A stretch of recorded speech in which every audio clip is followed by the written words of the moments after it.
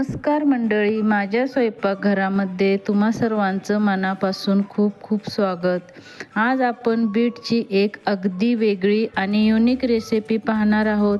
Bit खायला नको म्हणणारे देखील अगदी ताव मारून खातील असा बॉम्बेकराची हलव्यासारखा मऊ, चमकदार आणि जिभेवर विरघळणारा बीटचा हलवा आणि त्यांच्या सुरेख वड्या. ना मेवा ना दूध, अगदी घरातल्या मोजक्या साहित्यात ही पौष्टिक आणि तितकीच दिसायला सुंदर मिठाई कशी बनवायची, चला तर मग लगेच पाहूया.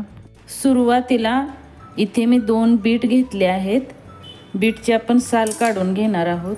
बीटची साल काढून घेऊया. अतिशय पौष्टिक रेसिपी आहे. बीट धुवून घेतलेले आहेत, धुवून स्वच्छ पुसून घेतलेले आहेत. ही रेसिपी खूपच वेगळी आहे, तुम्ही अगदी घरच्या घरी बनवू शकता. आता हे बीटची साल काढून घेतलेली आहे. आता हे साल टाकून देऊ नका बरं का. तुम्ही घरच्या घरी फेस पॅक करण्यासाठी किंवा स्किन केअरसाठी वापरू शकता. खूप छान असा फायदा होतो. चला आता आपण बीट किसून घेऊया. इथे मी बारीक खिसणी घेतलेली आहे. बीट तुम्ही बारीक कापून घेतला तरी चालेल, कारण का तर मी हे मिक्सरला फिरवून घेणार आहे. पण बारीक किसल्यामुळे एकसारखा किसला जातो आणि रसही खूप चांगला निघतो, त्यामुळे मी किसून घेत आहे. तुम्हाला बीटचे फायदे माहीत आहेत का? सांगेल तितके कमी आहेत. आपल्या आरोग्यासाठी बीट खूप फायदेशीर आहे बरं का. बीटमध्ये फायबर, विटॅमिन सी, लोह, फोले भरपूर प्रमाणात असते, त्यामुळे रक्त वाढते, पचनक्रिया सुधारते, रक्तदाब नियंत्रण ठेवते, यकृत स्वच्छ ठेवते. बीट शरीरातील विषारी घटक बाहेर टाकते, त्यामुळे त्वचा चमकदार आणि निरोगी बनते. आता हे सर्व बीट खिसून झालेलं आहे. आता इथं मी मिक्सरचं भांडं घेतलेलं आहे आणि यामध्ये हा खिस आहे तो सर्व याच्यात घालून घ्यायचा आहे. मोठ्या भांड्यात तुम्ही घेऊ शकता. जर तुम्ही पातळ काप करून घेतले असतील तर सुरुवातीला असंच फिरवून घ्यायचं, नंतर थोडंसं पाणी घालायचं आहे. हे पहा, एकदम थोडंसं मी 3 ते 4 चमचे पाणी घातलेलं आहे आणि हे आता फिरवून घ्यायचं आहे मिक्सरला. हे पहा, हे आता मी बारीक फिरवून घेतलेलं आहे. आता हे बीटचं मिश्रण आहे ते गाळून घ्यायचं आहे.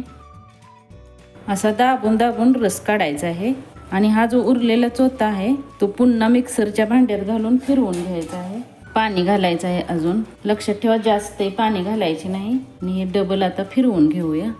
आता हे पण मी फिरवून घेतलेलं आहे. हेही आता गाळून घेऊया. हे असंच गाळून घ्यायचं आहे आपल्याला या बीटचा रस हवा आहे. चमच्याच्या सहाय्याने अशी पेस्ट दाबून घ्यायची आहे.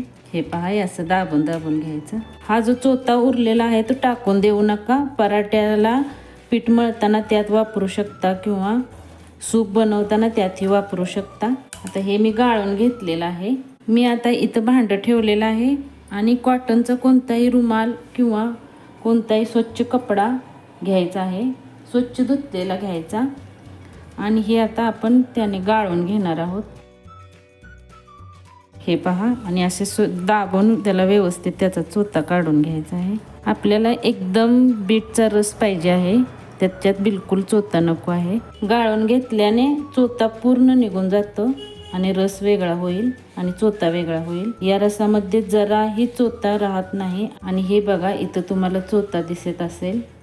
हे पहा, असा चोथा निघतो, त्यामुळे कॉटनच्या कपड्याने आपल्याला गाळून घ्यायचं आहे. हे आता सर्व गाळून घेतलेलं आहे. एका कढईमध्ये किंवा पॅनमध्ये हा रस ओतून घ्यायचा आहे. आता या रसामध्ये 4 चमचे कॉर्नफ्लॉवर टाकणार आहोत. घालून चांगलं मिक्स करून घ्यायचं आहे. हे सर्व प्रोसेस आपल्याला गॅसवरती भांडं ठेवायच्या आधीच करायचे आहे. आता हे गोड होण्यासाठी साखर घालणार आहोत. इथे मी 4 चमचे घातलेले आहे. तुम्हाला जसं गोड आवडत असेल तसं तुम्ही जास्तही घालू शकता. इथे मी कमीच घातलेले आहे. थोडंसं नमक घालायचं आहे, म्हणजे चव बॅलन्स होते आणि छान चवीलाही हलवा लागतो. कुठल्याही गोडाचा पदार्थामध्ये चिमूटभर नमक घातले की स्वाद भारीच लागतो. हे बघा, सर्व आता मिसळून झालं की भांडं आपल्याला गॅसवरती ठेवायचं आहे. आता हे भांडं मी गॅसवरती ठेवलेलं आहे आणि सतत हलवत राहायचं आहे, म्हणजे यामध्ये गुठळ्या होत नाहीत. गॅस बारीकच ठेवायचा आहे. सुरुवातीपासून शेवटपर्यंत सुद्धा तुम्हाला गॅस वाढवायचा नाही. आणि बघा, जसजसं हलवत आहे तसतसं घट्ट झालेलं आहे. यामध्ये पाणी घालायची गरज नाही, फक्त एकसारखं हलवत राहायचं आहे. चांगल्या प्रकारे शिजलं पाहिजे. आता तुम्ही म्हणाल शिजलं का ते कसं ओळखायचं, ते मी पुढं सांगणारच आहे. आता जवळजवळ घट्ट होईपर्यंत 10 ते 12 मिनटं लागतात. आणि यामध्ये रंग वापरायची गरज नाही, कारण बीटला स्वतःचाच रंग खूपच छान असतो, त्यामुळे हा बीटचा हलवा छान रंगीत असा होतो. आता पहिल्यापेक्षा किती डार्क कलर आलाय बघा, मस्त काळपट रंग आलाय बघा. आता ते शिजतंय तोपर्यंत आपल्याला थाळी तयार करून ठेवायची आहे. थोडंसं तूप किंवा तेल लावून असं ग्रीस करून ठेवायचं आहे. हे पहा. आणि याच्यात मगजच्या बिया किंवा ड्रायफ्रूट्सचे तुकडे तुम्ही घालू शकता खाली असे. हे आता शिजलेलं आहे. आता यामध्ये घालायचं आहे, मगजच्या बिया घालायच्या आहेत. तुम्ही ड्रायफ्रूट्सही घालू शकता कट करून. छान आता शिजत आलेलं आहे. अजून 2 मिनटं याला फिरवायचं आहे गॅसवरती असंच. हे पहा, छान आता झालेलं आहे. याचा गोळा तयार व्हायला लागला की समजायचं की व्हायला लागलेला आहे. आता मी यामध्ये 2 चमचे तूप घातलेलं आहे. तूप घालून छान मिक्स करायचे. हा आता एकसारखा गोळा बनायला लागला ना, कढई सोडायला लागले की समजायचं की हे बनलेलं आहे. किंवा अजून एक तुम्हाला ट्रिक सांगते. आता हे भांड्याला चिकटल्यासारखं वाटतंय. आता हे तूप घातल्यामुळे छान असा एक जागीच गोळा तयार होणार आहे याचा. फक्त आपल्याला फटाफट चांगलं मिक्स होऊन घ्यायचं आहे. याच्यात तुम्ही वेलची पुडी घालू शकता किंवा भाजलेले तीळ घालू शकता, खूप छान लागतात. आता एकसारखा गोळा तयार व्हायला लागलेला आहे. हे पहा, आता परफेक्ट गोळा तयार व्हायला लागलेला आहे. याचा अर्थ आपलं हे मिश्रण आहे ते चांगलं शिजलेलं आहे. जास्त घट्टही होऊन द्यायचं नाही. मी आता गॅस बंद केलेला आहे. आणखीन एक तुम्हाला आयडिया सांगते, याच्यावरती घेऊन बघायचं. थंड झाले ना की हे पहा एकाच जागी जमतं, याचा अर्थ हे व्यवस्थित झालेलं आहे. जास्त घट्टही होऊन द्यायचं नाही.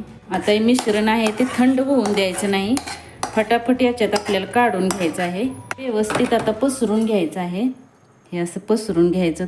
गरम आहे तोपर्यंतच पसरायचे, थंड होऊन द्यायचं नाही. हे पहा, मी छोट्याशा डिशमध्ये घेतलेलं आहे. तुम्ही एखाद्या मोठ्या ताटामध्ये किंवा ट्रेमध्ये घेऊ शकता.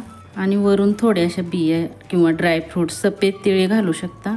आता 1 ते 1.5 तासासाठी सेट होण्यासाठी ठेवूया. फ्रीजमध्ये बिलकुल ठेवायचे नाही याला, फ्रीजमध्ये ओलसर होते जास्तच. चला तर आता 1-1.5 तासानंतर पाहूया. जास्त वेळ लागला तरी चालेल, पण फ्रीजमध्ये ठेवू नका. आता 1 ते 1.5 तास झालेला आहे. हे लाईटीमुळे थोडा कलर चेंज दिसतोय याचा. अशा कडा आता चाकवाने अशा सोडून घ्यायच्या आहेत. बघायचं आहे झालंय का नाही. 1.5-2 तासही लागू शकतात. हे बघा, छान असं निघलेलं आहे आणि पलटी करून असं सहज निघतात. आता हे आपल्याला कापून घ्यायचं आहे. वाव, किती छान बनले आहेत. हे आता स्क्वेअर शेपमध्ये मी कट करून घेणार आहे. ट्रेमध्ये बनवलं ना खूप छान बनतात. अशा कट करून घ्यायचे. मोठ्या तुम्हाला जशा छोट्या जशा आवडत असेल तशा वड्या पाडून घ्या.